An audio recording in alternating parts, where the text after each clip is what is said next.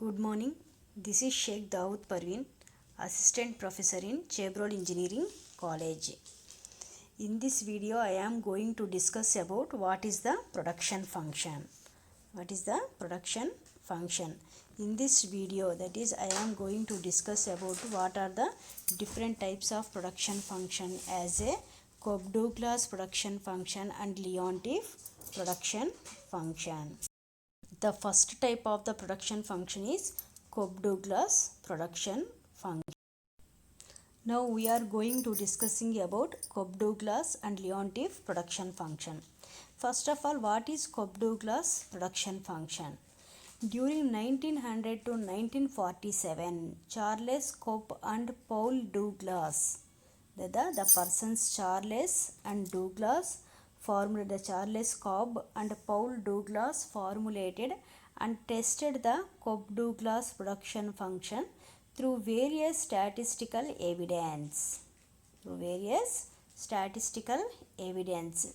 So in their production function, that is the quantity demanded Q is equal to B0 x B1 y to the power of B2. That is the Q quantity of demand Q is equal to B0 x to the power of B1 y to the power of B2. In this Cobb-Douglas production function, the Cobb-Douglas functional form of production function is widely used to represent the relationship of an output and two inputs. That is a relationship between an output and two inputs. So if you observe the formula, that is in this Q as a output and X and Y are the two inputs. X and Y are the two inputs and Q is the quantity, that is the output. So that is the one of the definition about a Cobb-Douglas production function. This is formulated by Charles Cobb and Paul Douglas. In this Cobb-Douglas production function, Cobb and Douglas put forth a production function relating output in USA manufacturing industries. That is, they conduct the experiment in a USA manufacturing industries. These Cobb and Douglas are the workers in a manufacturing industry. So there are the shop floor workers. These two persons are shop floor workers. So they conduct the experiment or they conduct research on a USA manufacturing industries and they work as a labor from 1899 to 1922.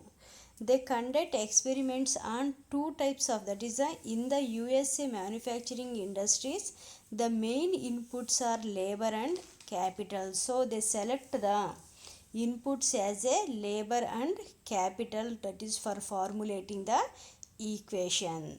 So that is, if you observe P as a output, P is equal to BLA C to the power of 1 minus A. So in this equation, 1 minus A and A are exponents for elasticity of production. These are the exponents for elasticity of productions. These measure percentage response of output to percentage change in labor and capital. What is the percentage response of a output? That means P as a, if you take P as a output, what is the percentage? What is the percentage response of output to change to depending upon the percentage change in labor and capital. So in this equation, L as a labor, C as a capital, A and 1 minus A are exponents for elasticities of production. So that is by conducting their experiments, so they give the values. P is equal to 1.01, L to the power of 0.75, C to the power of 0.25. So by their experiments, the value R square is equal to 0.9409. So in their meanings, that is, I clearly explain about what is this equation, how they formulate the equation.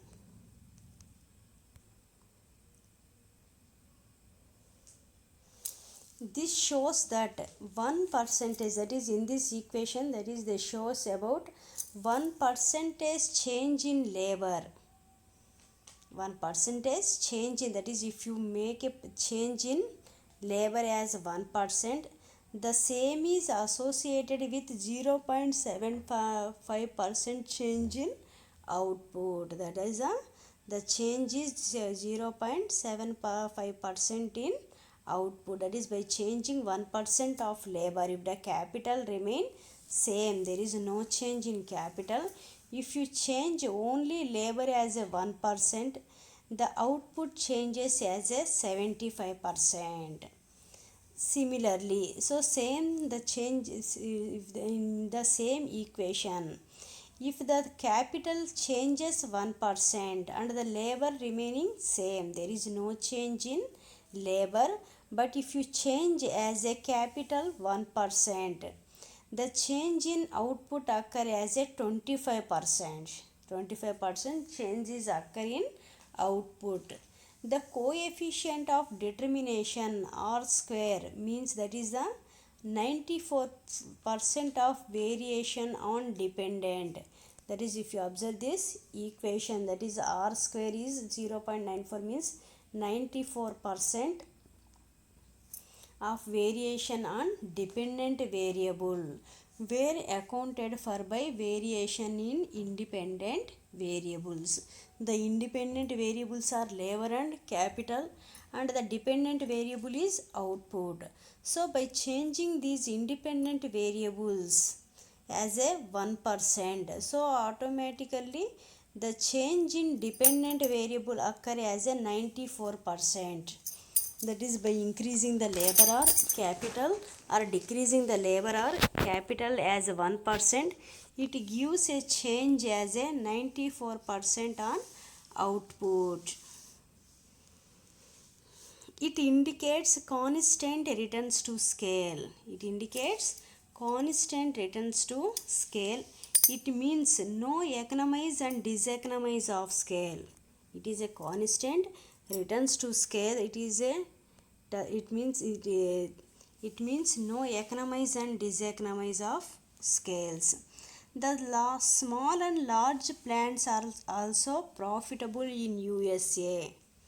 That average and marginal production costs were constant. So by this experiment, the small and large plants are also profitable in USA.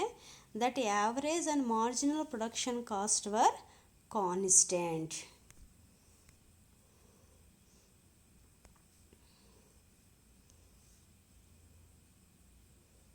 This is the Coburn-Douglas production function. So in this Coburn-Douglas production function, we are clear, that is the by changing input factors, it affects on output. By changing input factors, that is it affect on output. So that is the change in output depends upon the percentage change in input factors. So this is called as the Coburn-Douglas production function.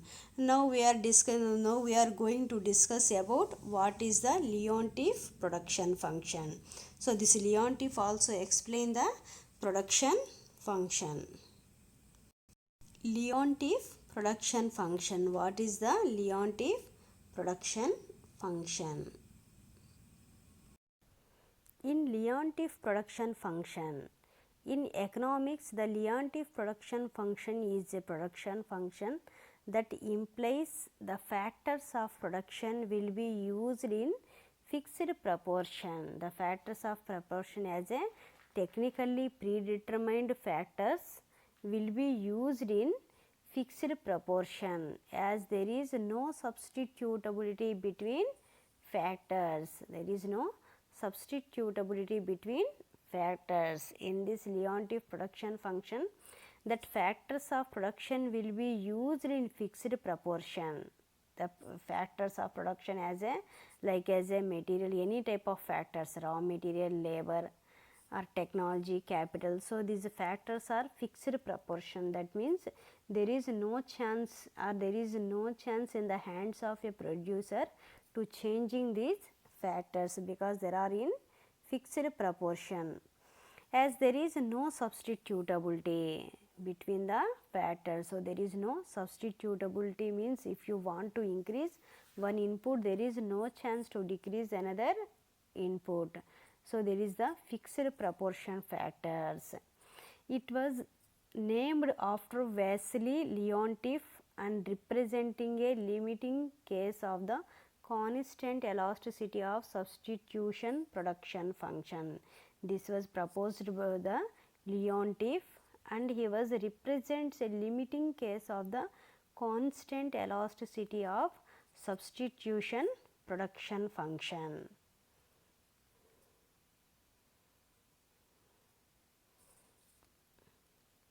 For this, the simple case of the goods that is produced with the two inputs, the function is in the form of, that is if the producer produce a output with the two inputs, the production function is in the form of quantity Q is equal to minimize of Z1A comma Z2B. This is the equation for Leontief production function. Q is equal to minimize of Z1A Z2B, where Q is the quantity of output. Q means that is the output quantity produced. ZA and Z2 are the utilized quantities of input. There are the inputs in this production. Input 1A and input 2 respectively. There is are the two inputs, ZA1A and Z2B are input 1 and input 2. And AB are technological determined constants. They are technologically determined constants. There are the A and B. In this, the best example for Leontief production function is intermediate goods. Tires are used in the production of automobiles. Then in the above formula, Q refers to the number of automobile produced. Z1 refers to the number of tires used, and Z2 refers to the number of steering wheels used.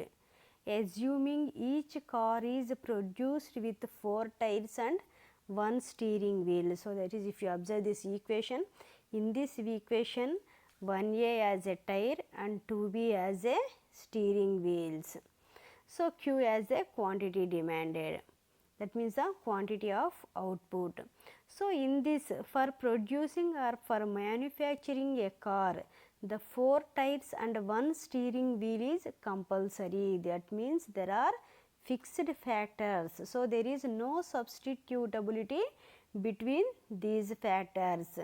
So for example, if you want to increase the tires, but the car does not move without steering wheel, or if you want to attach 2 steering wheels, so without 4 tires, so the car cannot move. That means in this situation 4 tires are compulsory. That means increasing in tires does not decrease the steering wheel quantity, and increasing steering wheel quantity does not decrease the tires quantity. So that is they are not substitutability. For producing an output as a car, the 4 tires and 1 steering wheels are fixed inputs. In this, the equation for example, by taking the example as a cars, the Leontief production function is number of cars is equal to minimize of 1 by 4 times the number of tires, comma 1 times the number of steering wheels. This is the equation for cars manufacturing. Now the topic is law of returns to scale. That is the law of returns to scale. What is the law of returns to scale? The law of returns to scale. In the long run, all factors of production are variable. No factor is fixed. When comparing to short run and long run, particularly in long run, all factors of production are variable. No factor is fixed. If you take as a land, labor, capital, organization and technology. So, these all factors are act as a variable factors in a long run. Accordingly, the scale of production can be changed. Scale of production can be changed by changing the quantity of all factors of production. By changing the input factors quantity, that means all factors of production, the scale of production can be changed. That is, the quantity of output also changed. So, what is the definition of law of returns to scale? The term returns to scale refers to the changes in output as all factors changes by the same proportion. This is one of the definition is the term returns to scale refers to the changes in output as all factors change by the same proportion. Returns to scale relates to the behavior of a total output as all inputs are varied. That is a behavior of total input if all inputs are varied and is in a long run, and it is also a one of the long run concept. Return to scale is one of the long run concepts. In this concept, what is the behavior of total output by varying of inputs? So, next, that is the return to scale are of the following types. There are three types of returns to scale in a production industries. The first one is increasing returns to scale, second one is constant returns to scale, and last one is diminishing returns to scale. So, these are the three types of returns to scales are increasing returns to scale, constant returns to scale, diminishing returns to scale. So, now we are going to discuss about what is the increasing returns to scale. What is the increasing returns to scale? First one, law of increasing returns to scale. This law states that volume of output keeps on increasing with every increase in inputs. That is, the volume of output keeps on increase with every increase inputs. Where given increase in inputs leads to a more than proportionate increase in output. Hence, the total production increases at increasing rate. So, in this law of increasing returns to scale, if you increase the input, output increases. But when comparing their proportionate, that is when comparing their ratio, that is the ratio of output is more when comparing to increasing ratio of input. The increasing, that is if you take this example as in percentage, the percentage increasing in output is more when comparing to percentage increase in input. So, this is called as a law of increasing returns to scale, where given increase in inputs leads to a more than proportionate increase in output. Hence, the total production increases at increasing rate. So, this is the graph for increasing returns to scale. That is, in this graph, that is the output increases at increasing rate. The labor on y axis and capital as in x axis. Where if you increase the labor or capital, so the returns are increases at increasing rate. So, this is called as a increasing returns to scale. The second law is the law of constant returns to scale. This law states that the rate of increasing or decreasing in a volume of output is same to the rate of increase or decrease in input.